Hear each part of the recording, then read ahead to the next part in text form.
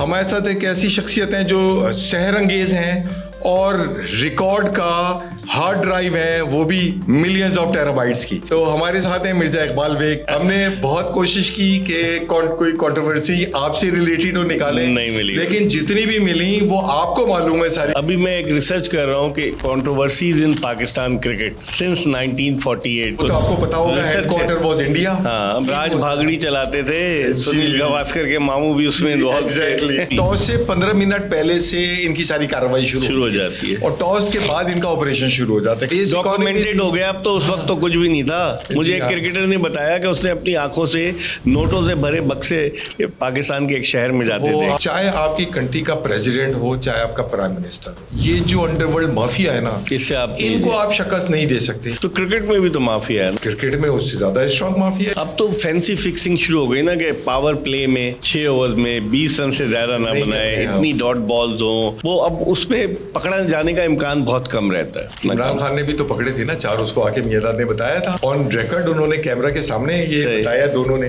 उस वक्त टेक्नोलॉजी नहीं होती थी सर, 28 कैमरे नहीं होते थे, नहीं सब नेशनलिस्ट भी हो जाते थे तो ना, फिर नेशनल के भाई पाकिस्तान। और यही हाल वेस्ट इंडीज का होता था कि वहाँ के अंपायर इतने बेईमान थे कि वो कहते थे, मुझे पाकिस्तान का क्रिकेटर बताने लगा कि अगर मैं बेईमानी नहीं करूंगा, अंपायर उसको कहने लगा, तो मुझे जान से मार देंगे लोग। सादिक मोहम्मद ने सबसे पहले मोटरसाइकिल वाला हेलमेट लगा के, क्रैश हेलमेट सबसे पहले वो मुझे क्रिकेटर ने बताया कि सादिक मोहम्मद ने वो हेलमेट पहनने के 30 पाउंड लिए थे उस वक्त। मिर्जा इकबाल बेग आज से 5 साल के बाद अपने आप को कहाँ देखता है? मैं अपने तजर्बात जो कमेंट्री के थे वो एक किताब की शक्ल में लाऊं, दिलचस्प वाकयात, वो इंटरेस्टिंग होंगे क्योंकि पूरी दुनिया में जहाँ जहाँ मैंने जाकर कमेंट्री की है तो बहुत दिलचस्प वाकयात है, पाकिस्तान के अलावा बाहर भी।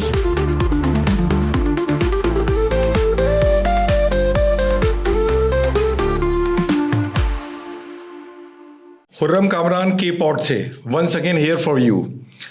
1987 radio Pakistan, Takbeer, Ummat, Daily Times 2021 best sports journalist का अवार्ड और पता नहीं क्या क्या। हमारे साथ एक ऐसी शख्सियत हैं जो सहरंगेज हैं और रिकॉर्ड का हार्ड ड्राइव है, वो भी मिलियंस ऑफ टेराबाइट्स की। तो हमारे साथ हैं मिर्जा इकबाल बेग। कैसे हैं आप? ठीक हैं? बहुत बहुत शुक्रिया, मैं बिल्कुल ठीक हूँ। खुर्रम साहब, आपके तारुफ का बहुत बहुत शुक्रिया, मैं बिल्कुल ठीक हूँ। बस दुआ करें इसमें, जिस तरह आप बता रहे हैं ना इतने मेगाबाइट्स, तो इसमें कहीं वायरस ना आ जाए बस। नहीं, आपके एंटीवायरस लगे हुए। हमने बहुत कोशिश की कि कोई कंट्रोवर्सी आपसे रिलेटेड हो निकालें, नहीं मिली, लेकिन जितनी भी मिली वो आपको मालूम है सारी कंट्रोवर्सीज।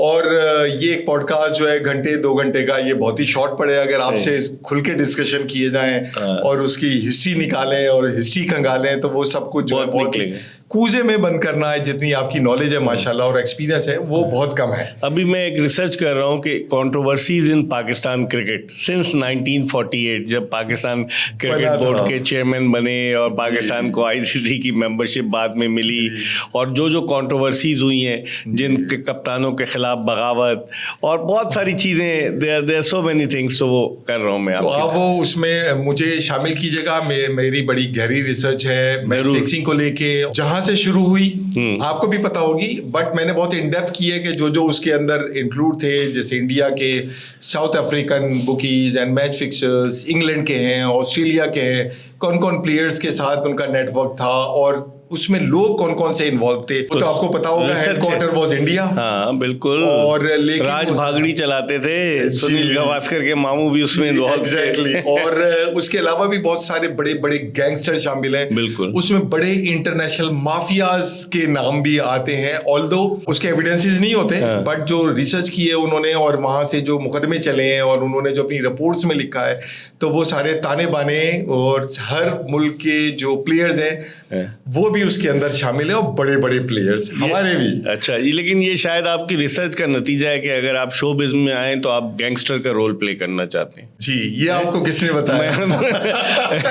क्योंकि वो आपने फिल्म देखी थी इमरान हाशमी की, जिसमें जावेद शेख साउथ अफ्रीका में केप टाउन में शूट हुई थी है। ओह यस, मैं साउथ अफ्रीका का जिक्र किया ना आपने, मैं 1998 में क्रिकेट कमेंट्री के लिए रेडियो पाकिस्तान से साउथ अफ्रीका गया था। तो वहाँ कंट्रोवर्सी शुरू हुई हांसी क्रोनिये वाली, जो बाद में हांसी क्रोनिये 2000 में पकड़ा गया।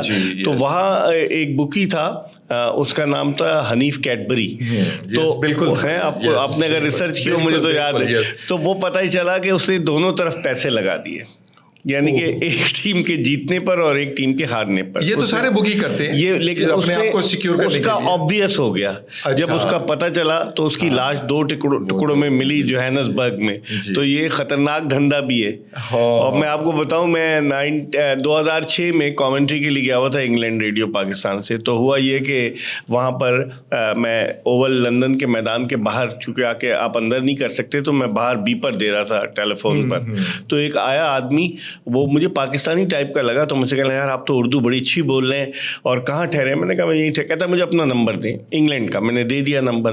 अच्छा, उसके बाद उससे रब्ता नहीं हुआ। लेकिन जब कार्डिफ में पाकिस्तान का मैच था इंग्लैंड से, बारिश हो गई, तो एक इंडियन नंबर से मेरे पास कॉल आई। और वो आपको पता है, आपने तो रिसर्च की है, बुकीज अपने नाम क्या रखते हैं, बंटी, कैडबरी, इस टाइप के ना। तो वो कॉल आई, तो उसने मुझसे कहा कि आपको याद आया, मैं मिला था आपको? तो मैंने कहा मुझे याद आ गया। कहता है बस आप एक काम करें, मुझे सिर्फ इतना बता दें कि मैच कितने बजे शुरू होगा, और फिर हम आपको जो है ना माला माल कर देंगे। सुने जरा वो मुझे मैंने उसको कहा कि तुम्हारा मेरा फ़ोन अंडर ऑब्जर्वेशन है, आईसीसी के एंटी करप्शन यूनिट को तुम्हारा नंबर दे दूंगा। और फिर दोनों माला माल होंगे एक साथ ही।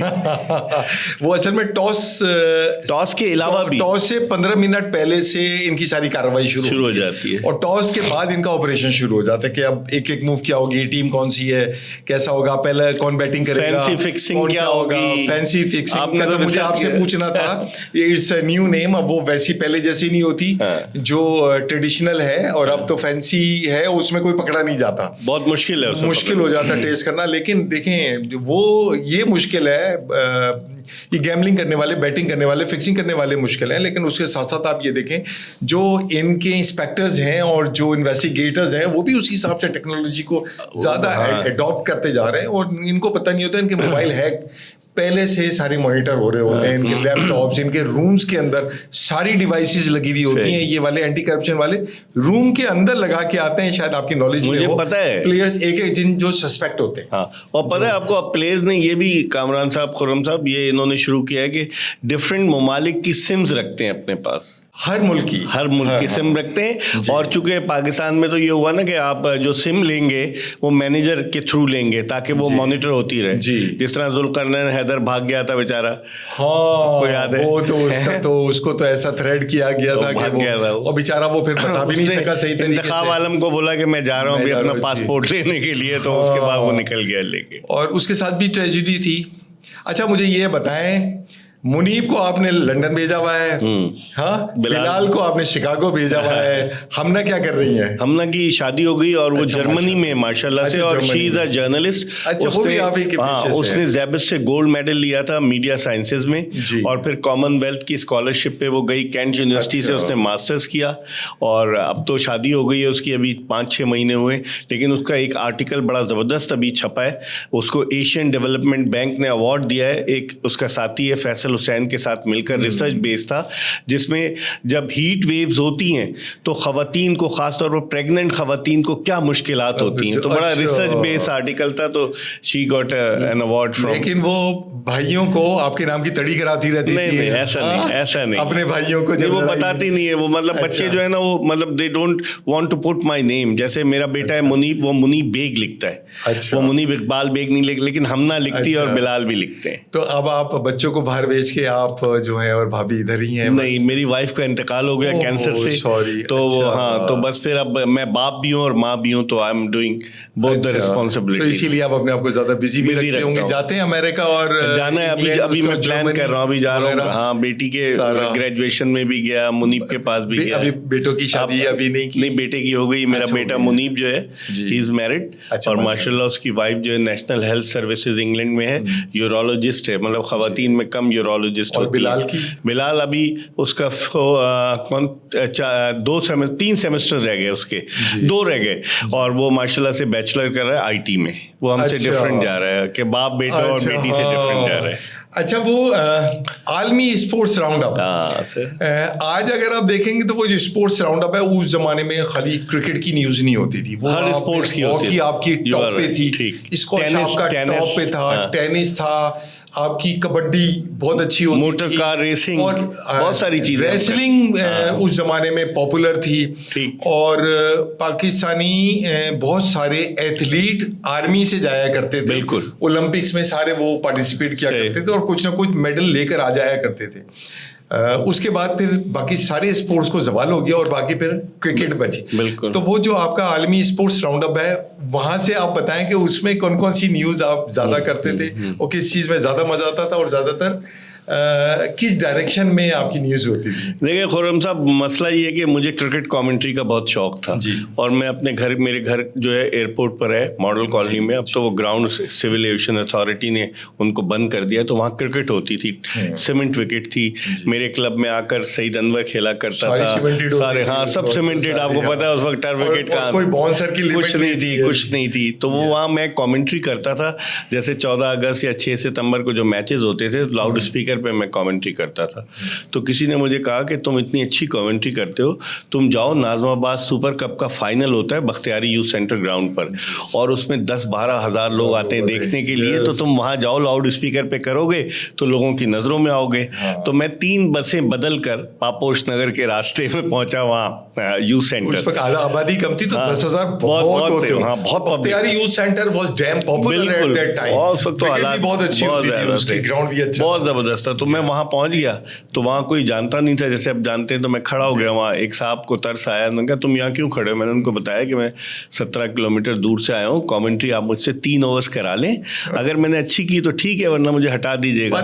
हाँ, तो उन्होंने कहा, उनको तरस आ गया, उन्होंने कहा यार उनका कोई जानने वाला दोस्त कमेंट्री कर रहा था, उन्होंने कहा यार इसको देना, हाँ अपने पंटर को कहा कि जरा इसको माइक देना। अब मैंने कमेंट्री शुरू की खुर्रम साहब, तो हुआ ये कि 3 ओवर के बाद मैंने उसकी तरफ मुड़ के देखा तो वो कहता करते रहो, क्योंकि मैं बहुत अच्छी कर रहा था। हाँ, इतने में उसका बॉस आ गया, जो टूर्नामेंट का डायरेक्टर था। उसने कहा ये कौन है? उस वक्त तो कोई नहीं जानता। उसने मुझसे माइक छीना और मुझे भाग जाओ, नजर नहीं आना। उसने अपने पंटर को माइक दे दिया। बहुत मायूसी हुई, लेकिन मैं 3 बसें बदल कर वापस आया, मैंने अपनी मेहनत जारी रखी। अब देखिए खुदा का करना, उस वक्त पीटीवी पे कमेंट्री जो थी वो अंडर 19 का फाइनल था, तो उसकी कमेंट्री मुझे मिली। और नहीं, मेरे साथ थे वो अपने हारून रशीद और सिकंदर बख्त। तो मैं सुबह सुबह पहुंच गया कमेंट्री बॉक्स में, एक्साइटेड था कि यार मैं टीवी पे करूंगा। तो एक आदमी अपना रेज्यूमे लेकर अंदर दाखिल हुआ, क्योंकि उस वक्त सिकंदर और हारून नहीं आए थे। तो उसने कहा कि यार आपका भाई अंपायरिंग कर रहा है, ज़रा अच्छे अल्फाज में जिक्र करना, टीवी पे मैच जा रहा है। मैंने उसकी तरफ देखा सर उठा के, तो वही आदमी था जिसने मुझसे माइक छीना था। अब आप देखें दुनिया कितनी गोल है। हाँ, लेकिन मैंने उसको नहीं बताया कि मैं वही हूँ जिसे तुमने भगा दिया था। मैंने उसका जिक्र किया, फिर मैं अपनी मेहनत से, अल्लाह ताला ने इतना मुझे मकाम दिया कि वो हाथ बांध के खड़ा होता था, इंटरनेशनल अंपायर था, उसकी इंतकाल हो गया। लेकिन आप अंदाज़ा लगाएं। और फिर मैं आलमी स्पोर्ट्स राउंड अप की जो आपने बात की, मैं कमेंट्री जब करता था वहाँ पर माइक जो अपने लाउड स्पीकर पे, तो तौसीफ अहमद मेरे दोस्त बन गए, वो पाक जमखाना से खेलते थे। तो उनके दोस्त थे मोहम्मद नकी मरहूम, रेडियो पाकिस्तान के, जो आलमी स्पोर्ट्स राउंड अप करते थे, जिनकी आवाज़ बड़ी ज़ोरदार। उनका बेटा आजकल कमेंट्री कर रहा है सिकंदर बख्त के नाम से, ये उनका साहबजादा है, और उसकी बहन नादिया नकी वो डॉन पे प्रोग्राम कर रही है। तो वो मुझे तौसीफ ले गए उनके पास। तो रेडियो पाकिस्तान में एंट्री भी बड़ी मुश्किल थी। हम गए तौसीफ के साथ, तो जब हमको अंदर ले गया तौसीफ, तो नकी साहब ने कहा यार तुम्हें जो है ना, अभी मैं क्रिकेट तो नहीं दूंगा, तुम्हारा मेन गेम क्रिकेट है, लेकिन मैं तुम्हें कोई और खेल देता हूँ। उन्होंने मुझे उस वक्त एक उस पर टेप रिकॉर्डर पे वो BBC रिकॉर्ड किया करते थे कि उसको हम रिवाइंड कर करके और लिखते थे कि उसकी खबरें बनाए, क्योंकि इतनी सोर्सेज नहीं थी। तो वो उन्होंने मुझे पहली खबर मोटर कार रेसिंग की, फार्मूला 1 की दे दी और मैंने बनाई। बहरहाल उसके बाद जब मैंने अपनी मेहनत से शुरू किया तो फिर मुझे क्रिकेट की खबरें मिलने लगी। और फिर वो आलमी स्पोर्ट्स राउंड अप इतना ज़बरदस्त प्रोग्राम था कि कोई उस वक्त ज़रिया तो था नहीं। मैं इंडिया गया 1989 में नेहरू कप के लिए, तो वहाँ लखनऊ में मुझे जो है ना KD सिंह बाबू स्टेडियम था, वहाँ पर 2-3 लोग मिले, वो पाकिस्तान का रेडियो सुनते थे। रात को 10:05 पे रेडियो पाकिस्तान, वहाँ 10:35 होते थे। तो वो बड़ा अच्छा तजुर्बा था। वो आलमी स्पोर्ट्स राउंड अप में तमाम जितने साथी थे, सब ने अपनी मेहनत से अपना मकाम बनाया। आपको क्रिकेट का तो समझबूझ बहुत ही होगी, क्योंकि वो आपने मॉडल क्रिकेट ग्राउंड में जी कमेंट्री करता था, खेलने की भी कोशिश की, फिर आपने फील किया कि नहीं मैं इस काबिल नहीं हूं, इतना नाम नहीं कमा सकूंगा, तो उसके बाद फिर आप जर्नलिज्म वगैरह की तरफ आए। राशिद लतीफ और वो सारे उसी ग्राउंड वहीं से निकले। राशिद लतीफ था, राशिद लतीफ वगैरह वो चलाते भी रहे बहुत दिनों तक। सईद अनवर थे, राशिद लतीफ थे, और आसिम कमाल बाद में आया था, वो बहुत फर्स्ट क्लास का वो था, इंटरनेशनल नहीं कर सका। नहीं, आसिम कमाल टेस्ट मैचेस खेला, बट इतना कामयाब नहीं। उसको सियासत की नजर कर दिया गया ना। उस वक्त इंजमाम और मोहम्मद यूसुफ मिडिल ऑर्डर में होते थे। ये मुझे बताएं कि राशिद लतीफ का जो कैरेक्टर है हमारी यहाँ क्रिकेट में, वो बड़ा स्ट्रॉन्ग समझा जाता है। वो एक तो मैच फिक्सिंग की वजह से भी है, लेकिन मैंने ये ऑब्जर्व किया है लोग उनसे डरते भी हैं। मतलब अदब के अलावा भी उनसे लोग डरते हैं, क्योंकि वो इतने दबंग हैं और फालतू बात नहीं करते। नाना कहते हैं ना उनको, नाना उनका निकनेम है। नाना पाटेकर से मुतासिर होकर लोग उन्हें नाना कहते हैं। और जबकि उनके साथी जो थे बासित अली, जिन्होंने इकट्ठा अपनी क्रिकेट को सैक्रिफाइस किया, उस वक्त सारी कंट्रोवर्सी आपके सामने है, और वो भी दबंग ही बोलते हैं और हर एक को खुला लताड़ते हैं। हालांकि एक दो बातें जरा थोड़ी सी ज्यादा बोल जाते हैं जो उन्हें कैमरे के सामने नहीं बोलनी चाहिए, लेकिन फिर भी मैं आई सैल्यूट हिम कि वो जो दिल की बात होती है वो सीधी सीधी करते हैं और इधर उधर उसमें। लेकिन राशिद का जो है ना जी खुर्रम साहब, राशिद का ज़बरदस्त किस्म का वो है कि उसका वो तो एक्चुअली मैं अब आपको बताऊं, राशिद लतीफ़ मेरे घर के पास रहता था वहीं, तो वो मतलब क्रिकेट खेलता था। पहले एक मलीर कंपेनियन क्रिकेट क्लब था, वहाँ से वो खेलता था राशिद। अब तो बंद हो गया, अब बंद, वहाँ तो सब खत्म हो गया ना, ग्राउंड खत्म हो गए। तो वो पाकिस्तान टीम के लिए कोशिश कर रहा था, तो UBL में था। तो मैं और वो एक दिन बस में आ रहे थे, वहाँ से कॉन्ट्रैक्ट की बस चलती थी, अपने घर आ रहे थे, तो डंडा पकड़े हम दोनों खड़े थे। तो मुझसे बात कर रहा था, कहता यार इकबाल भाई मैं क्रिकेट खेल सकूंगा या नहीं। मैंने कहा तुम्हारा वक्त ज़रूर आएगा। और आप यकीन करें 1992 में सिटी ओलंपिक्स हो रहे थे यहाँ पर UBL स्पोर्ट्स कॉम्प्लेक्स में, तो मैं वहाँ कंपेयरिंग कर रहा था। तो वहाँ मुझे पाकिस्तानी टीम की खबर मिली 1992 के टूर के लिए 2 विकेट कीपर मोइन खान और राशिद लतीफ़, पहली दफ़ा राशिद लतीफ़ हुआ। और उसके साथ मेरी अटैचमेंट ऐसी है कि जब उसने जो रन्स स्कोर किए, जब जेफरी बॉयकॉट ने पाउंड्स लगाया, आपको याद होगा, तो उसने निस सेंचुरी बनाई राशिद ने। तो राशिद ने मुझे फ़ोन किया वहाँ इंग्लैंड से, रात गए कि देखें मेरी क्या इनिंग्स थी। और जब वो वापस आया तो विजडन जो क्रिकेट की बुक है वो लेकर आया, उस पर पूरी पाकिस्तानी क्रिकेट टीम के दस्तखत थे, वो अब भी मेरे पास मौजूद है। तो वो रिगार्ड करता है और दबंग आदमी है वो। यस, और अभी तक भी हैं, हालांकि रिटायर हुए भी उसने अपना कैरियर जो है ना इसकी नजर कर दिया। 37 टेस्ट मैचेस सिर्फ खेल सका वो, फिर भी वो टीम बिल्डअप करने में भी बड़ा उनका कंट्रीब्यूशन था। वो खेलते रहे, बाद में रिटायरमेंट भी कर ली थी, लेकिन फिर भी बाद में टीम को सपोर्ट किया। उनकी रिटायरमेंट भी तो बड़ी इंटरेस्टिंग थी ना। उनका कैरियर कैसे खत्म हुआ कि मुल्तान टेस्ट था पाकिस्तान वर्सेस बांग्लादेश 2003 में, इंज़मामुल हक पाकिस्तानी टीम से बाहर थे, Rashid was the captain of Pakistan team. तो वहाँ टेस्ट की सिचुएशन ऐसी थी कि पाकिस्तान तकरीबन हारने लगा था, हार गया था। तो राशिद लतीफ़ ने आलोक कपाली का एक कैच ज़मीन से उठाया, और बॉलर थे वो एक फास्ट बॉलर हुआ करते थे पाकिस्तान के, उनका क्या नाम था, अली नाम था उनका, वो फास्ट बॉलर थे। उनकी गेंद पर वो एक ही टेस्ट मैच खेला। तो वो तो वो जो उठाया, तो उस वक्त जो थे PCB में राशिद लतीफ़ के दबंग होने की वजह से उनकी मुखालफत शुरू हो गई थी कि यार ये तो काबू नहीं आ रहा। हुआ ये कि माइक प्रॉक्टर मैच रेफरी थे, उन्होंने राशिद लतीफ़ पे पाबंदी लगा दी, और फिर वहीं से उनका कैरियर खत्म हुआ। और फिर इंज़मामुल हक उस कैच की वजह से, हाँ, कि लेकिन उन्होंने बाद में इंटरव्यू में कहा कि टीम की सिचुएशन ऐसी थी, उन्होंने अपनी गलती को तस्लीम किया, एक्सेप्ट किया। ये भी बड़ी बात है सर। अच्छा, हाँ, ये वाली भी है, बिल्कुल। मैं आप रिसर्च किए होंगे, मैं आपको बगैर रिसर्च किए मैं उसमें ये बता रहा हूँ, जो आपने कैडबरी का जिक्र किया, वो वाला जो वर्ल्ड कप भी था, कैडबरी था या कोई और था बुकी जिसकी डेथ हो गई थी, और उसके बदले में हमें बांग्लादेश का मैच देना पड़ा था। 99 के वर्ल्ड कप की बात कर रहे हैं, नॉर्थहैम्पटन में जी। उसको हंसी क्रोनिया भी उसी के अंदर इन्वॉल्व था। 2000 में फिर हंसी क्रोनिया का मामला अगले वाले में, लेकिन उसमें उसकी डेथ के बदले में इनको मैच देना पड़ा था बांग्लादेश वाला, जो आज तक लोगों को चुभता है, हमें भी चुभता है, और एक स्कार है क्रिकेट के चाहने वालों। कहते हैं भाइयों से हार गए ये लोग, हमें गलत है ना ये। हमें एक जो बहुत नामी गिरामी क्रिकेटर है, उसके भाई ने हरवाया हमें सारा ये काम करके। नाम नहीं लूंगा, आपकी भी पोजीशन है, आपकी भी गपशप होती है, बट हर एक को पता है, मेरे अलावा मुझसे ज्यादा आम आदमी को पता है। जी हाँ, और वो जुल्म हुआ था, और उसमें एक बहादुराबाद का भी जिक्र आया था उस वाले वाक़े में कि वहां भी मनी एक्सचेंज हुई थी और पता नहीं क्या उस क्या वक्त तो हुआ था इतना, उस अब तो समय। सारा कुछ जब जो तो है कहीं base economy डॉक्यूमेंटेड थी। हो गया। अब तो उस वक्त तो कुछ भी नहीं था। मुझे एक हाँ। क्रिकेटर ने बताया कि उसने अपनी आंखों से नोटों से भरे बक्से पाकिस्तान के एक शहर में जाते वो देखे। आप पढ़े 36 पेजेस की जो डॉक्टर कयूम, इसमें 36 जस्टिस कयूम की रिपोर्ट, जस्टिस कयूम की जो रिपोर्ट है वो रिपोर्ट पढ़े तो उससे सारी आंखें खुलती हैं और उसने सब कुछ बिल्कुल क्लैरिटी के साथ लिख दिया हुआ था। हाँ, लेकिन कि भाई फिर क्या हुआ उस ये रिपोर्ट है का और सर? वो नहीं सर, देखें हमेशा मैं आपको जनरल तौकीर जिया ने प्रेस कॉन्फ्रेंस में ऐलान कर दिया और ये हो गया, कुछ भी नहीं हुआ। आप हमेशा याद रखें, देखें, चाहे आपकी कंट्री का प्रेसिडेंट हो चाहे आपका प्राइम मिनिस्टर हो, ये जो अंडरवर्ल्ड माफिया है ना, इससे आप इनको आप शिकस्त नहीं दे सकते। और जो माफिया है, ये जो गैम्बल होता है, ये उस माफिया के किंग होते हैं, वो चला रहे होते हैं।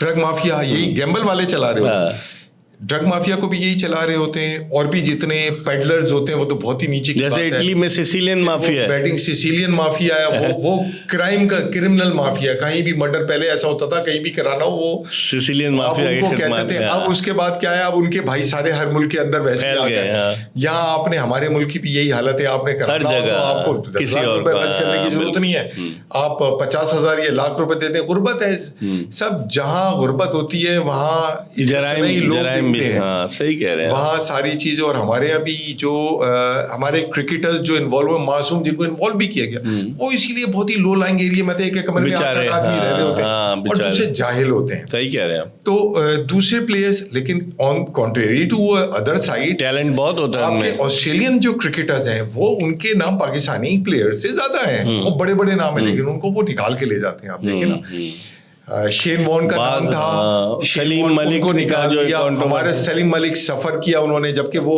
शेन वॉर्न ने कितना खेला, मॉर्क वॉ था, टीम में भी था उसने जिसने वैसे आप एक बात बताएं, पाकिस्तान के लिए इज्जत की सबसे ज्यादा वो कौन सा इवेंट था कि जब पाकिस्तान को इज्जत मिली और बॉल टेम्परिंग में पाकिस्तान का नाम आ रहा था और एक प्लेयर का नाम आ रहा था बॉल टेम्परिंग में, और उन्होंने केस भी किया हुआ था।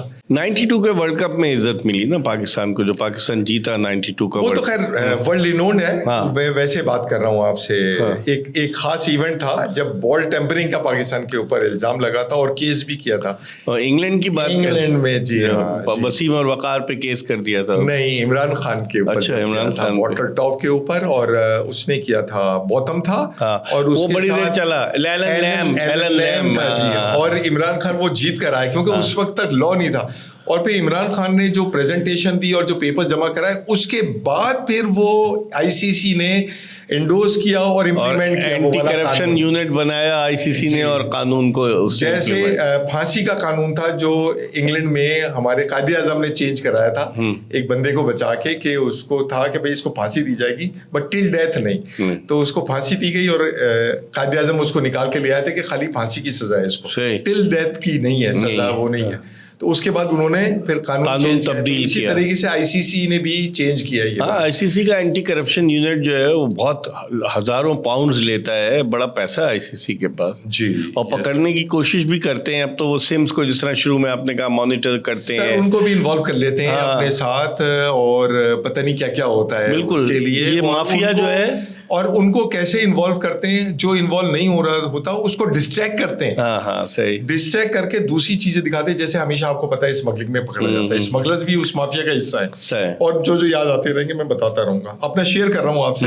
होता यह है आपने माफिया पे बड़ी रिसर्च की है लगता है, मूवीज बहुत देखी है। अच्छा, अगर उन्हें मिसाल के तौर पे 50 केजी उन्होंने हशीश लेके जानी है, तो वो 5 किलो हीरोइन पकड़वा देते हैं। अच्छा, ये 2 किलो हीरोइन पकड़वा देते हैं और बाकी निकाल देते हैं, क्योंकि सारी कंसंट्रेशन वहां हो जाती है।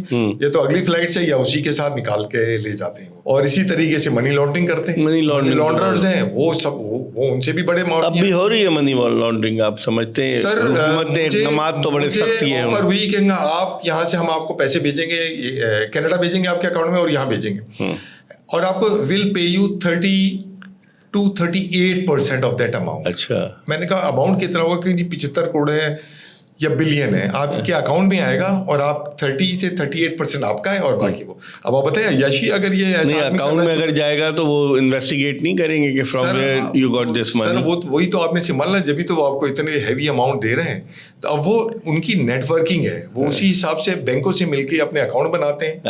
आज अकाउंट बनाया, फेक नामों से अकाउंट बनाया। अब आप ये देखें ना, जो हमारा सिंध बैंक है, इसमें 70% फेक अकाउंट्स खुले हुए हैं, तो वो क्यों खुले हुए हैं साहब? वो इसीलिए तो खुले हुए। फिन बैंक तो अताब की जद में है। तो अब अताब में आता है वो तो बैंक आएगा ना साहब, आपके तो पैसे निकल गए ना माफिया के, तो माफिया तो प्ले करता है, मतलब वो हर एक से बड़ा है।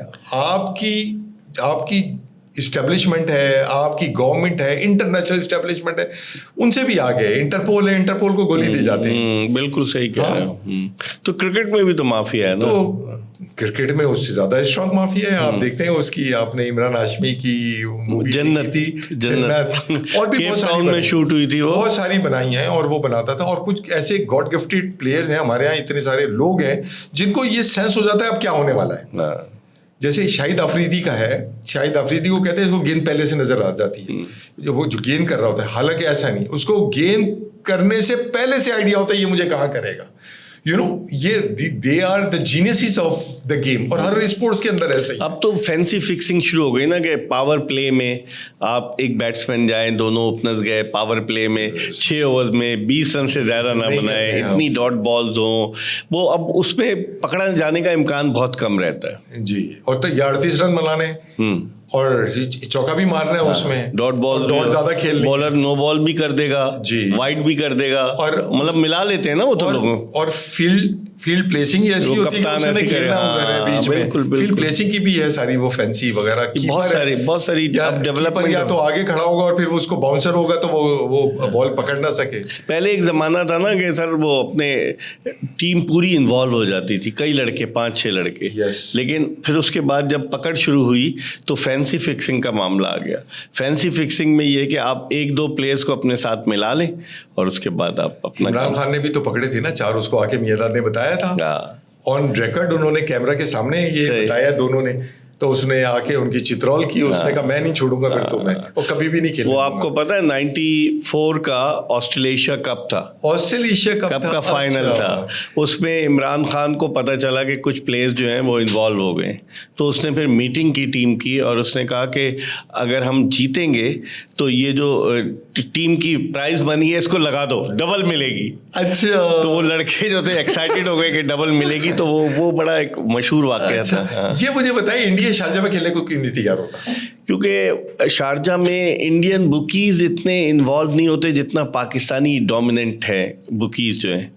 इंडिया एक तो शारजाह में हार रहा था पाकिस्तान से मुसलसल, 86 का अप्रैल 86 का जावेद मियादाद का छक्का आपको याद है, मोरली वो कहते हैं हम यहाँ नहीं खेलेंगे, मनुष्य विकेट है, नहीं काली बिल्ली इधर से गुजर, लेकिन वो वहां पर हारते रहे पाकिस्तान से, शायद इस वजह से भी, और हारे भी ऐसे कि बड़ा कस के हराया। बिल्कुल देखे ना, मियादाद वाला छक्का आप देख लें कि हारा हुआ मैच पाकिस्तान जीत गया, तो वो तो हिस्ट्री थी। ऐसे हराते थे हम लोग जैसे वो अब हमें हराते हैं। उसका मैं वाकया बताऊं, मैं कमेंट्री के लिए गया हुआ था इंडिया 2005 में, तो हमें दिल्ली से फ्लाइट नहीं मिली, हमें जाना था जमशेदपुर कोलकाता के थ्रू, तो हमें दिल्ली से कोलकाता की फ़्लाइट नहीं मिली, तो हमने ट्रेन का सफ़र बुक कराया, और वहाँ की बड़ी ज़बरदस्त ट्रेनें होती हैं इंडिया की, तो हम ट्रेन में बैठ गए।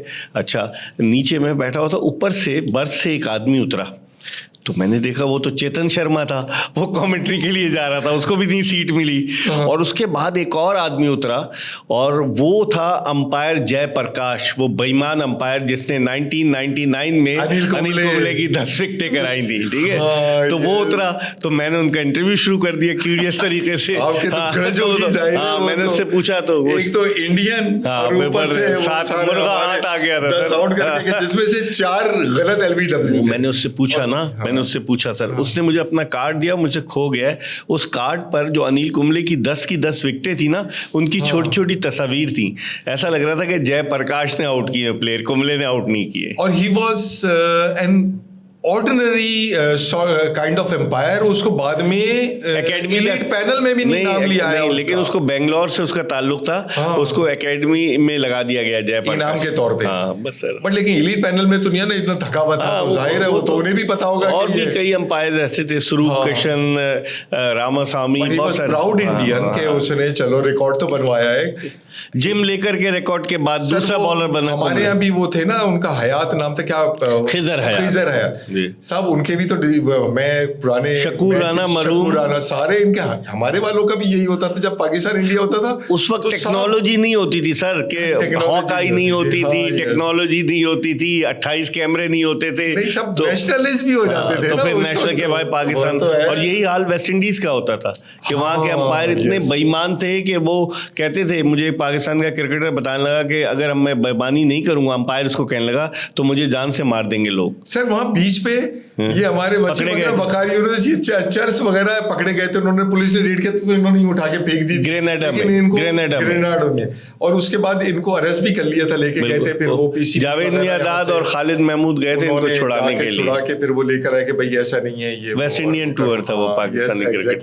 टीम। इट वाज स्केरी, लेकिन बड़ी मजे की बात ये होती थी साहब, क्या काली आंधी होती थी, और ये हमारे जो प्लेयर है मियादाद वगैरह बगैर हेलमेट के खेलते थे, और वो आपका वेव रिचर्ड भी, उसकी तो क्या बात, उस जमाने के ये जो ग्रेड्स हैं, क्रिकेट ग्रेड्स हैं, तेंदुलकर है और ये गावस्कर है, और पाकिस्तानी जो डॉन ब्रैडमैन रही, जहीर अब्बास, और ये जो हमारे सादिक मोहम्मद वगैरह, सादिक मोहम्मद ने सबसे पहले वो मोटरसाइकिल वाला हेलमेट लगा के, क्रैश हेलमेट सबसे पहले वो मुझे 1978 में मुझे बताया, और वो पता है आपको कितने, मुझे एक क्रिकेटर ने बताया कि सादिक मोहम्मद ने वो हेलमेट पहनने के 30 पाउंड लिए थे उस वक्त, तो everyone was reluctant to wear that helmet, तो उन्होंने कहा यार पहन लेता हूँ, तो फिर वो मुजिद हो गए कि हेलमेट उन्होंने इजाद किया। सब क्या ब्रदरान थे सर, वो सादिक मोहम्मद, मुश्ताक मोहम्मद, हनीफ मोहम्मद, वजीर मोहम्मद, रईस मोहम्मद नहीं खेले टेस्ट, खेले थे, हाँ जी हाँ, लेकिन क्रिकेट तो खेले ना। लेकिन ये गुजरात से जब आए थे ये लोग, तो मैं हनीफ मोहम्मद की ऑटोबायोग्राफी पढ़ रहा था, उन्होंने बताया उन्हें जगह नहीं मिली, तो एक मंदिर में उन्हें जगह मिली, पुराना हाजी कैंप के पास, तो उस मंदिर में ये लोग ठहरे थे, और इनकी वालदा बी अम्मा जो थी वो टेनिस की प्लेयर भी थी, बैडमिंटन, तो वो इनके पास पैसे नहीं होते, तो हनीफ मोहम्मद ने लिखा है कि मेरी वालदा अपने मलमल के दुपट्टे की शर्ट बना के मुझे देती थी क्रिकेट खेलने के लिए। ये देखिए कितने स्टाइलिश प्लेयर थे, और मुश्ताक मोहम्मद कितना स्टाइलिश बॉलर था, कितना कॉम्प्लिकेटेड, बिल्कुल लेग स्पिनर थे, और ज़हीन था, बहुत ज़हीन था, और बीच में 2 ओवर करने आते थे, और पार्टनरशिप ब्रेक करके वो साइड पे जाके कप्तान था, बस साइड में खड़ा हो जाता था। वो मुश्ताक की तो बात ही, अभी मैं बर्मिंघम में उनसे मिला, और वो बता रहे थे, उनसे जो मैंने पूछा कि 99 के वर्ल्ड कप में आप पाकिस्तानी टीम के हेड कोच थे, क्या हुआ था, तो उन्होंने मुझे बताया कि रात को जब मीटिंग हुई, टीम मीटिंग, तो हमने ये डिसाइड किया था कि वहाँ बारिश होगी लॉर्ड्स में, लंदन में, तो अगर बारिश हुई तो हम पहले उनको बैटिंग देंगे, क्योंकि हमारा बॉलिंग अटैक बड़ा तगड़ा है, उनको मुश्किल डाल सकते हैं, और स्लोप भी है नर्सरी एंड पर। तो कहने लगे जब हम चले गए तय होके, सुबह जब हमने देखा तो टॉस किया वसीम अकरम ने, और उसने इशारा किया कि हम बैटिंग कर रहे हैं, तो कहने लगे अब मैं क्या कर सकता था, कैप्टन का डिसीजन, कितने 130-140 पे आला, डिजास्टर, देख ले सर। हाँ यस, ये तो था बिल्कुल। पुराने प्लेयर्स में जो सही लेजेंड थे, वो रमीज राजा का बड़ा भाई वसीम हसन, वो क्या बात थी वसीम राजा सर, वो गॉर्डन कॉलेज का मेरे ख्याल से पढ़ा हुआ था, और मैच निकाल के ले जाता था, एक ओवर में मुझे याद है वेस्ट इंडियंस को 4-4 छक्के मारे उसने, और जबकि फील्ड करीब 8 प्लेयर साइड में है, और प्रेशर, उसका डेयरिंग प्लेयर था, वो भी हेलमेट नहीं पहनता था, आपने देखा था, और यही हिसाब उसका था कि वो हारा हुआ मैच और उसको ओवर देता था मुश्ताक मोहम्मद, तो वो विकेट ले लेता, 4-4 आउट कर देता था एक ओवर में। सब क्या बड़ा अच्छा ऑलराउंडर, आजकल ऐसे नहीं है, और वो सिर्फ जहन से था, और बोलता क्या खूब था, आपने देखे उसके, बहुत जबरदस्त, उसका कोई मुकाबला नहीं कर सकता, कम गो था।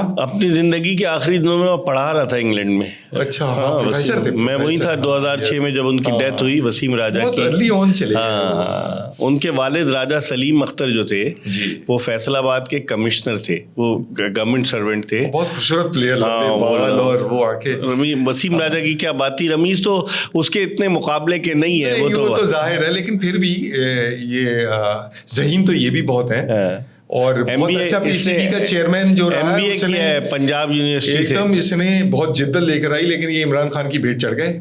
नहीं, लेकिन जाहिर है वो तो बाद में देखें वहीं से लेते सर, रवैया ऐसा होना चाहिए, अगर आदमी किसी बड़े ओहदे पर फायद हो जाए तो वो अपने ये भी सोचे कि मुझे वापस इन्हीं लोगों में जाना है, तो अपना रवैया वो रखे। सर मैं आपको बड़ी माजत के साथ आपको एक एग्जाम्पल देना चाहता हूँ। वो कहते हैं ना कि ये नया दौलतिया लग रहा है, नौ दौलतिया लग रहा है। वो नौ दौलतिया क्यों लगता है? वो इसलिए लगता है कि वो ग्रेजुअली वो चढ़ता हुआ नहीं आया सीढ़ी, और एकदम से आ गया, उतने पैसे और उतना फेम और उतनी जो चीजें वो एब्जॉर्ब नहीं कर पाते। सही। तो ये बड़ा इसी तरीके से आप एकदम हमारे यहाँ वज़ीरा वजीर बन जाते हैं। हमारे यहाँ जो डिजास्टर हुआ MQM में, वो ये थे कि सामने वर्क करते, उसके बाद वो सेक्टर वाले बन गए, वो फिर MP MNA बन गए, तो उसके बाद ये वाला सारा डाउन। एक गिलास में अगर आपकी पूरी सियासी पार्टी इसी चक्कर के, लेकिन मसला ये है ना कि एक गिलास की जिसकी जितनी कैपेसिटी है उससे ज्यादा पानी डाल देंगे तो फिर यही। और वक्त से पहले हर चीज जो आपके आइंस्टाइन थे, वो साइंसदान 2 दिन में नहीं बना था साहब, वक्त लगता अगर वो 2 दिन में वो सारे आइंस्टाइन। लेकिन हम लोग शॉर्टकट क्यों ढूंढते हैं? सर शॉर्टकट हर जमाने में बेसब्री लोग ढूंढते हैं और जिनकी प्रॉपर ट्रेनिंग नहीं हुई होती। मैं आपको बताऊं, जो मैंने पहली जॉब की थी, इंजीनियरिंग किया था, and I was one of the toppers also. आप एडमसन यूनिवर्सिटी से भी क्रिकेट खेलते रहे? मैं एडमसन यूनिवर्सिटी से भी क्रिकेट खेला हूँ, और मैं उससे भी अपनी जो शिकायतें हैं वो आपको ज़रूर रिकॉर्ड कराऊंगा। वो इसलिए रिकॉर्ड कराऊंगा कि हारून रशीद आपके बहुत अच्छे दोस्त हैं, इकबाल कासिम भी आपके बहुत अच्छे दोस्त हैं, इकबाल कासिम मेरे भी बहुत अच्छे दोस्त हैं, उनको जानते हैं, वो सीजन्ड आदमी है, लेजेंड है, और खाली स्पोर्ट्स के अलावा भी बहुत बड़े इंसान हैं। थॉरो जेंटलमैन है, न झूठ बोलते हैं, वो तो इधर उधर टहला देंगे आपको, झूठ नहीं बोलेंगे, या फिर वो ऐसी बात कर लेते हैं। तो वो हमारे कोच से वो टीम लेकर आए थे। मैं फास्ट बॉलर था, और मैं खाली फास्ट बॉलर नहीं था, मैं बहुत ज्यादा फास्ट बॉलर था। अच्छा। और मजे की बात ये, कौन जालिम था जिसने आपको आगे नहीं आने दिया? वहां नहीं सुने ना, शुरू के जो ट्रायल थे ना तो हारून रशीद ने तो मुझे रिजेक्ट कर दिया ट्रायल्स में ही।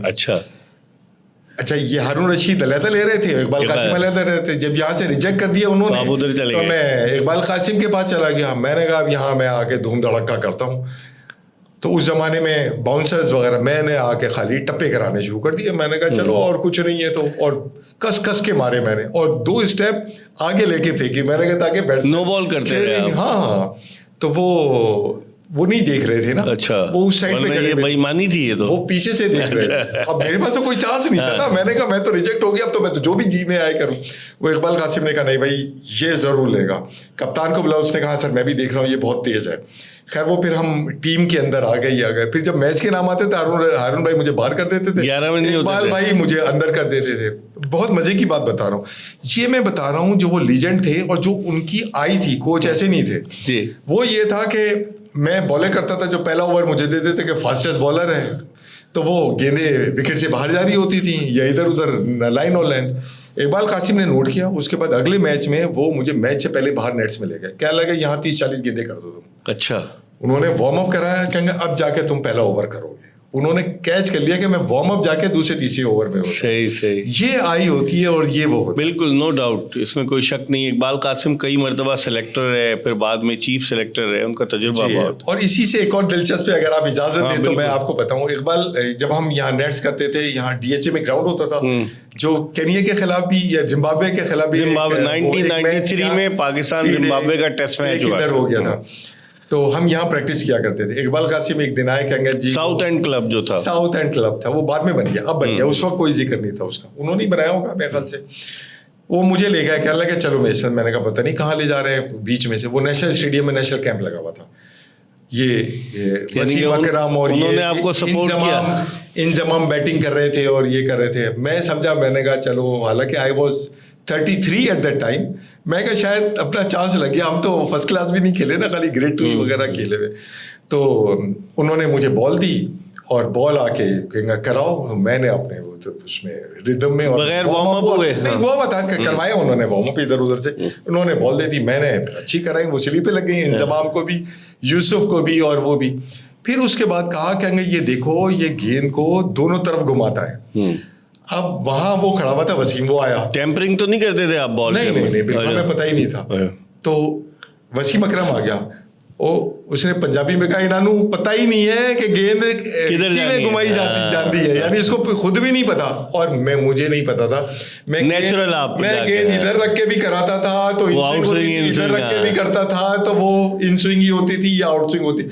मैं राउंड द विकेट कर रहा था, नेचुरल था, कुछ नहीं पता था मुझे, बस वो एक्शन में होता होगा कि रिस्क खत्म कैसे हो जाए। तो इकबाल कासिम ने ये दिखाया, मेरी स्पोर्ट्स इंजरी हो गई थी ये 2000 में, मैं अमेरिका मैच खेलने के लिए गया था। तो वहाँ उन्होंने कहा कराची से आया तो सुपरस्टार है, पॉइंट पे खड़ा कर दिया, वो दो बॉल्स गई तो वहां मैंने फुल स्टेज ड्राइव मारी। हालांकि फास्ट बॉलर आपको पता है कैसे होते हैं, क्रिकेट के जरासीम आप में बहुत ज्यादा पाए जाते। वो फिर हमने वो क्रिकेट आगे भी खेली जाके ये वो, लेकिन वो मैं ये समझ के गया था शायद अब नेशनल कैंप में डालेंगे, लेकिन उन्होंने ये दिखाया कि इसकी नेचुरल वेरिएशन तुम चेक करो, सही ऐसी नेचुरल वेरिएशन होनी चाहिए बॉलर। तो मेरे लिए बड़ा, तो वो आपके मेंटोर बन गए ना, इसका मेंटोर थे जी। हाँ, अच्छी बात। तो ये सलाहियत हमें भी नहीं पता, ये सिर्फ only coach can identify this thing. अच्छा कोच, अब ऐसे कोच है ही नहीं। अब तो सर रेडीमेड चाइना के कोच आ गए अब तो। जी हाँ। अब सर थोड़ा सा पड़ोसियों पे आ जाते हैं। हमारी क्रिकेट प्लेयर्स ने अफगानिस्तान क्रिकेट को बड़ा डेवलप किया, उनके प्लेयर्स को डेवलप किया, उनके प्लेयर्स ने यहाँ आके सारा सीखा हुआ है। और उसके बाद अगर हम मैच जीतते हैं या हारते हैं या मैच हो रहा होता है तो उनका बड़ा गलत रिएक्शन सामने आ रहा होता है। लेकिन ऑन दी सेम साइड हम लोग भी एक काम गलत कर रहे होते हैं, हम लोग ये एहसान करा रहे होते हैं अफगानिस्तानी प्लेयर्स के ऊपर और टीम के ऊपर, हमने तुम्हें सिखाया। यार अगर तुमने किसी के ऊपर एहसान किया तो जताने की क्या जरूरत है, जो भी है यार वो हमारे भाई हैं और वार टॉर्न कंट्री से निकल के आए, उनकी 3 जनरेशंस ने सिर्फ जंगें देखी हैं। अब आप उनसे ये एक्सपेक्ट कर सकते हैं कि वो बड़ा ही सिविलाइज रवैया तैयार करेंगे? नहीं कर सकते। जो ट्रॉमाज हैं, अग्रेशन बहुत है उनमें। मैं यहाँ साइकियाट्रिस्ट के पास गया था आज से कोई 10-12 साल पहले, मुझे ज़रूरत पड़ी थी, मुझे एंग्जाइटी हुई थी, तो वहाँ देखा था मैंने सिर्फ अफगानी है, और वो भी वो था अफरीदी था।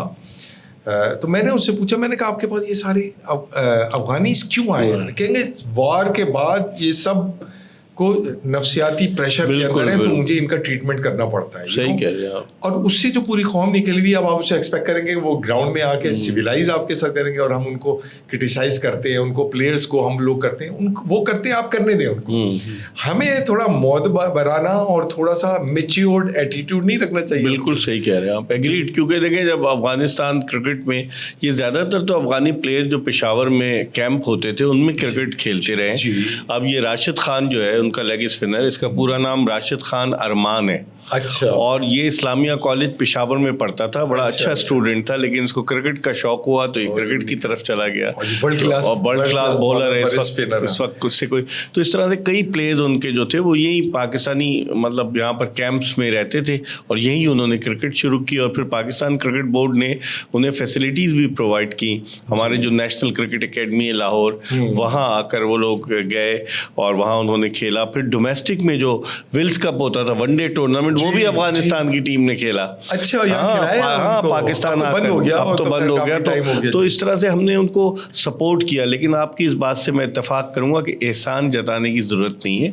अगर आपने उनको सपोर्ट किया, उनमें टैलेंट है, वो आगे आए हैं, तो आप उनको एनकरेज करें। ठीक है, कुछ लोग होते हैं अग्रेसिव, उनमें जो तमाशाई हैं, जिस तरह पिछली दफ़ा आपको याद है 2023 में जब पाकिस्तान अफगानिस्तान का मैच हो रहा था शारजा में, तो बड़ी हंगामा आराई हुई थी, कुर्सियां तोड़ दी थी। और इस मरतबा जो ट्राई सीरीज हुई उसमें पाकिस्तान और अफगानिस्तान के तमाशाइयों को अलग अलग इंक्लोजर में बिठाया गया। अच्छा। हाँ, ये दुनिया में कहीं नहीं होता कि सब अलग इंक्लोजर। ऐसे ही करना चाहिए, यही इलाज है जी। वैसे तो डिस्क्रिमिनेशन है एक तरह से, और दुनिया में कहीं नहीं होता अलग अलग टीमों वहाँ बैठ जाए, सब अलग अलग बिठाएं और ये बिठाएं। लेकिन है खैर, चलो फॉर द टाइमिंग हम कर सकते हैं। बिल्कुल ऐसा लीग जो है वो सऊदी अरब में शुरू हो रही है और हम कहते हैं वो तिर्याक है आईपीएल का, और आईपीएल बैठ जाएगा या इसीलिए बीसीसीआई उसकी मुखालफत कर रही है ना। उन्हें पता है कि सऊदी अरब के पास पैसा बहुत है। बीसीसीआई और इंग्लैंड भी मिले हुए हैं, सब मिले हुए, सारे मिले हुए। बिग थ्री जो इन्होंने बनाया, ऑस्ट्रेलिया और पाकिस्तान सपोर्ट कर रहे हैं। तो ऑस्ट्रेलिया क्यों सपोर्ट कर रही है? तो सारे आपस में बिग थ्री में नहीं आते। ऑस्ट्रेलिया आता है बिग थ्री में, लेकिन उन्होंने देखा कि यहाँ फाइनेंशियल एस्पेक्ट ज्यादा है सऊदी अरब में। अगर आप देखें कि बड़े बड़े स्पॉन्सर्स आएंगे सऊदी अरब में, अगर लीग हो गई, अभी क्रिस्टियानो रोनाल्डो को भी तो लेकर आया ना वो फुटबॉल खेलने के लिए, तो वहाँ पर वो तो इसलिए ऑस्ट्रेलियंस ने ये सोच लिया है, क्योंकि आईपीएल से ऑस्ट्रेलियन क्रिकेट बोर्ड खुश नहीं है अगर आप देखें, तो इसलिए उन्होंने कहा कि चलो एक नया वेंचर आ रहा है तो इस तरफ चले जाए। एक आइडिया मैं आपसे शेयर करना चाहता हूँ। आप मुख्तदिर क्रिकेट के मुख्तदिर हलकों में आपका उठना बैठना है, और प्लेयर्स भी और इन्वेस्टर्स भी सारे आपके चारों तरफ रहते हैं। अफगानिस्तान में जब क्रिकेट हो सकती है तो ईरान में क्यों नहीं हो सकती? ईरान के पास भी बहुत वसाइल हैं, लेकिन वहाँ फुटबॉल का नहीं, खेल बड़ा मकबूल है ईरान। देखिए एक जमाने में तो अफगानिस्तान में कुछ नहीं होता था ना, आज से अगर 30 साल लेकिन वो पाकिस्तान आके जो कैंप में रहे, वहाँ से उनको क्रिकेट की इंस्पिरेशन आपने चाइना में कोशिश की शुरू करने की, आप सऊदी अरब में कर रहे हैं, सऊदी अरब में कहाँ फर्स्ट क्लास क्रिकेट और क्या होती है, वैसे ही अभी इंफ्रास्ट्रक्चर नहीं है वहां पर कोई। तो मैं यही आपको बताना चाह रहा हूँ कि वहाँ इंफ्रास्ट्रक्चर स्टार्ट अगर किया जाए तो आहिस्ता आहिस्ता सरैयत कर सकती है। आईसीसी कोशिश कर रही है सर जी, आईसीसी सैंक्शंस की वजह से नहीं, शायद यही मेन रीजन यही है। फंड्स कैसे मिलेंगे, तो ये कैसे होगा, और फिर अमेरिका बीच में आ जाएगा तो वो बड़े मसाइल हैं। ICC is being dominated by Wales, England and Wales cricket board, तो वो आप सही कह रहे हैं। लेकिन ये कि अच्छा वेंचर हो सकता है जब अब आप देखें इटली ने T20 वर्ल्ड कप के लिए क्वालिफाई कर लिया। कोई सोच सकता था जहां पर इटली की फुटबॉल की टीम थी, चैंपियन टीम थी, और वो क्रिकेट में आ गए। नई जनरेशन तो हमारे भी जो है वो ऐसे ही है, वो सॉकर की तरफ आ रहे हैं। अब जो सबसे ज्यादा तकलीफदेह अमल ये होता है कि जो पुराने क्रिकेटर्स हैं, सीनियर क्रिकेटर्स हैं, वो बैठ के जूनियर्स को क्रिटिसाइज करते हैं। कुछ सही करते हैं, कुछ अननेसेसरी करते हैं। जैसे मैं देखता हूँ वसीम अकरम को, वो करेक्टली क्रिटिसाइज करता है या नाराज होता है। वो क्रिटिसिज्म नहीं होता, वो नाराजगी होती है। दो जरा डिफरेंट चीज़ है। लेकिन मैं ये देखता हूँ सिकंदर बख्त, जिनका कोई इतना ज्यादा रिकॉर्ड्स नहीं है, वो नहीं है, वो एक जमाने में सेलेक्टर कहते थे 23-24 टेस्ट मैचेस खेले, 24 टेस्ट मैचेस खेले, लेकिन उन 24 टेस्ट मैचेस में आपके सामने बॉल ही नहीं पहुंचता था। बस वो ये कहते हैं मैंने जी जेफरी बाइकार्ड की दिल्ली में मुकद्दर का सिकंदर कहलाए थे 1979 के टूर। सर वो एक ही जो जंगल जलेबियां बैठी हुई हैं चैनल्स के ऊपर, जो BMI हैं, उनमें अहमद शहजाद भी है, बहुत ही गुस्सा हो जाते हैं, बहुत ही जज्बाती हो जाते हैं, और बहुत बड़े ड्रामेबाज भी हैं वो, और लेकिन मेरे फेवरेट भी हैं। ये पाकिस्तान का पहला क्रिकेटर है जिसने तीनों फॉर्मेट में सेंचुरी की भी है। मुझे बहुत बड़ा प्लेयर है, उसके अलावा दलेर है, उसके पास शॉट्स हैं जो बहुत ही रेयर हैं ओपनर के पास। सही कह रहे हैं। जो क्लाई से भी खेलता है और उसके अलावा बाजुओं से भी खेलता है और स्वीप भी कर लेता है, और शुरू में नहीं करता, जब सेट होता है उसके बाद स्वीप्स खेलता है। अब तो उसका करियर खत्म हो गया ना, now he has come towards expert commentator. हाँ, अब तो कमेंटेटर है और वो अपना सारे प्रोग्राम्स करता है बहुत। और जो दबंग है, वो जो दलेर है, वो तनवीर अहमद है, वो किसी को नहीं छोड़ते, बोलता है, किसी को नहीं छोड़ते। और ये दो प्लेयर ऐसे हैं जो आ रहे हैं, बट ये सही क्रिटिसाइज करते हैं प्रॉपरली, जिसे होता है। इनका एजेंडा नहीं है ना कोई, अगर आपका एजेंडा नहीं है, हाँ, तो लेकिन जो बाकी बैठे होते हैं वो किसी ना किसी की साइड पे वो कर रहे हैं, एंगलिंग होती है, और किसी का कैरियर गिराना होता है। बाबर आजम के पीछे पड़ गए तो बाबर आजम, अब देखें जैसे आप भी हैं और मैं भी हैं, मेरे अंदर और आपके अंदर खूबी भी है, खामी भी है। हर इंसान में अच्छाई और बुराई होती है। मैं अगर आपकी खूबियों को हाईलाइट करूंगा तो आप अच्छे इंसान, और अगर मैं खूबियों को हाईलाइट करना शुरू कर दूंगा तो आप बुरे इंसान, और आपके मैं स्कैंडल बनाता फिर। अब ये होता है कि वो जो ये ऐसी बातें करते हैं नेगेटिव, ये उनकी वो वाली मक्खी हैं जो पूरा जिस्म छोड़ के सिर्फ जख्म पे जाके बैठती हैं। बड़ी माजरत के साथ, हो सकता है इनको ये वाली बातें बुरी भी लगे, लेकिन हम सिर्फ अच्छी बातें नहीं कर सकते या ऐसी बातें नहीं कर सकते कि उनकी स्ट्रेंथ पे बात करें, बाबर आजम की जो स्ट्रेंथ है, और उसको बताएं उसको क्या करना चाहिए। ये नहीं कि क्या होता रहा, उसका जैसा वर्ल्ड रिकॉर्ड जो है कोई और बना के दिखा दे या बनवा दे किसी से।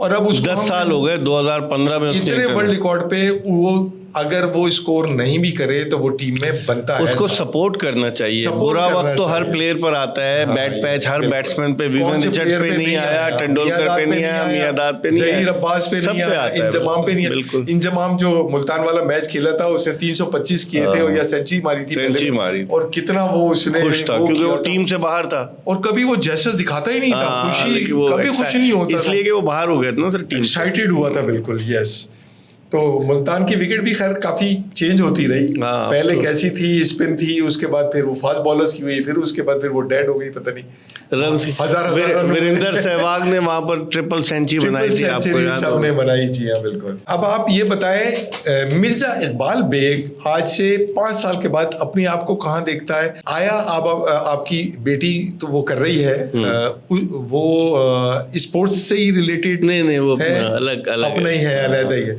तो आपकी कोई बच्चा आपका इस जर्नलिज्म में आना पसंद करेगा या नहीं? तो इकबाल मिर्जा इकबाल बेग 5 साल के बाद उनका क्या ऑब्जेक्टिव है, क्या गोल्स हैं? जाहिर है यू आर फिट माशाल्लाह एंड यू आर एक्टिव, और तजर्बा है इतना, तो वो क्या करेगा, और अगले सवाल उसके बाद करूंगा मैं। एक दो मैंने रखे हुए हैं कि एक तो मैं अपने तजर्बात जो कमेंट्री के थे वो एक किताब की शक्ल में लाऊं, दिलचस्प वाक़यात, वो इंटरेस्टिंग होंगे क्योंकि पूरी दुनिया में जहाँ जहाँ मैंने जाकर कमेंट्री की है तो वो बहुत दिलचस्प वाक़यात है। पाकिस्तान के अलावा बाहर भी, मैं साउथ अफ्रीका भी कमेंट्री करने के लिए गया, इंग्लैंड भी गया, इंडिया भी गया, दुबई भी गया, तो वहाँ के तजुर्बात बड़े, एक तो मैं चाहता हूँ कि उनको पाइल अप करूँ, दूसरे मैं कोशिश कर रहा हूँ, और बड़ा पेन्स टेकिंग काम है कि कंट्रोवर्सीज इन पाकिस्तान क्रिकेट सिंस 1948। मेरे कान में बता दें कौन कौन सी कंट्रोवर्सी का जिक्र कर रहे हैं उसमें। उसका शुरू वहीं से हो रही है कि 1952 में पाकिस्तानी क्रिकेट टीम जा रही थी इंडिया के दौरे पर,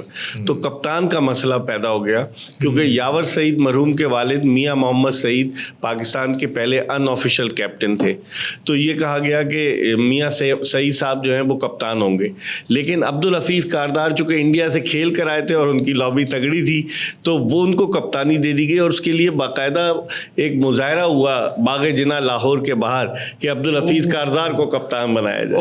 तो कंट्रोवर्सी वहीं से शुरू हुई और बेशुमार कंट्रोवर्सी बहुत ज़्यादा।